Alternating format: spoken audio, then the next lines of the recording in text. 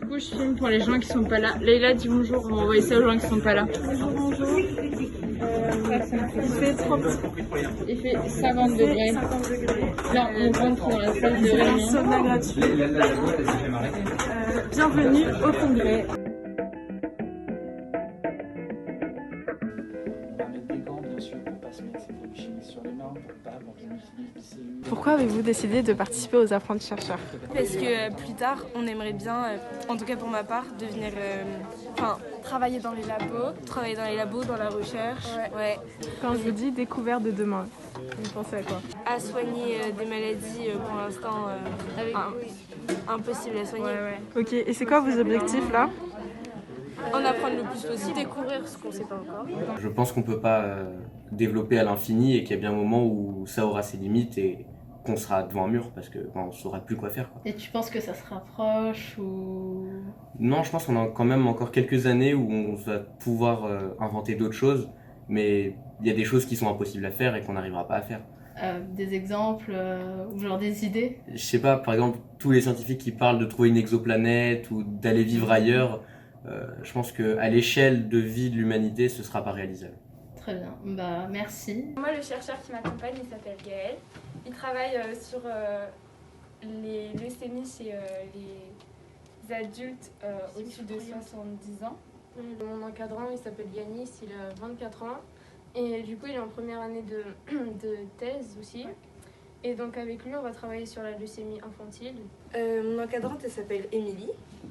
Elle a eu son doctorat, c'est une chercheuse aguerrie. Mon encadrant a décidé de faire un petit cours sur la mitose, transcription, etc., sur les protéines. On va séparer dans le sang les NK, les lymphocytes NK killer. Et on va pouvoir les étudier en les mettant en culture dans des flacons. Je sais plus comment il s'appelle ce flacon, mais c'est un nom spécifique. Dans des petits flacons et tout. Et on les a observés au microscope et c'est un truc de ouf. Enfin, genre, on a observé des cellules cancéreuses au microscope et c'est vraiment trop beau. Voilà. Ça, c'est une cellule tumorale d'un cancer de la peau, qui est aussi une des thématiques qui est traitée ici. On voit qu'elle est dingue, elle a déjà 3 noyaux, c'est déjà suspect.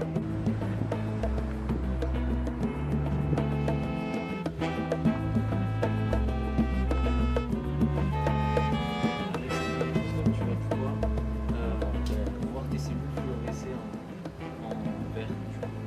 Je m'appelle Yanis, j'ai 23 ans et là j'ai commencé ma thèse à l'hôpital Saint-Louis en novembre. Le jeu en sciences, c'est que tu as une espèce de compétition qu'il y a entre les laboratoires à vouloir découvrir les choses le premier, parce que l'objectif c'est de publier des articles scientifiques, mais si tu veux que ton article soit publié, il faut que ça soit nouveau, pas encore démontré, sinon ça sert à rien. Donc c'est effectivement un peu ça, c'est constamment chercher à montrer des choses qui n'étaient pas encore connues.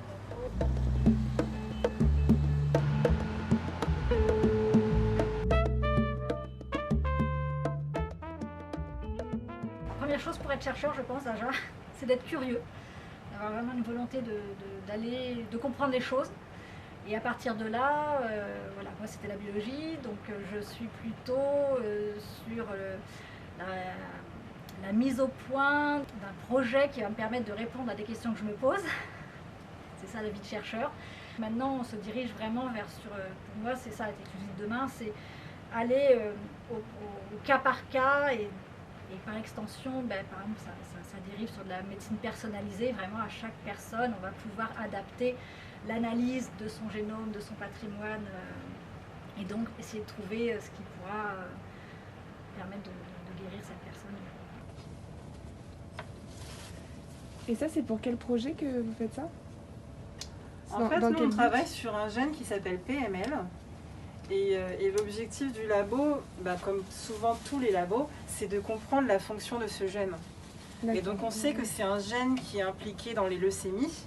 Les leucémies, c'est le cancer du sang, peut-être que vous connaissez déjà. Okay. Et on sait que quand il est muté, il peut provoquer des leucémies chez certaines personnes. Mais nous, ce qu'on cherche à faire là, c'est pas étudier les leucémies, on cherche à vraiment étudier le rôle de cette protéine. Voilà. Et là, pareil, tu vas vraiment dans la solution et tu relargues tout. Voilà, c'est bon. Tu n'as pas besoin de faire d'aller-retour. Ça, ce serait pour un éventuel traitement? Moi, ce que je fais, c'est pas forcément de la recherche appliquée, oui, à une maladie.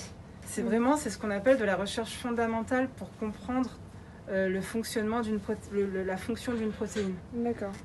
Maintenant, si tu veux, on connaît tous les gènes, de la cellule humaine, on les connaît. Ça a été décrypté. On sait le nombre de gènes qu'on a et où ils sont localisés sur les chromosomes. Mais ce qu'on ne sait pas forcément pour certains gènes, c'est leur fonction en fait, à quoi ça sert. Moi, je ne voulais pas forcément devenir chercheur, j'étais plus intéressée par le métier d'ingénieur. C'est un métier plus technique où on a vraiment les mains dans les expériences. On mélange bien et après on dépose sur chaque... Ce qu'on fait, c'est on fait de la recherche pour améliorer nos connaissances sur ce qu'on est, sur la biologie humaine. Et donc nous, on est là que pour fabriquer de nouvelles connaissances, pour compléter vos livres de biologie au lycée.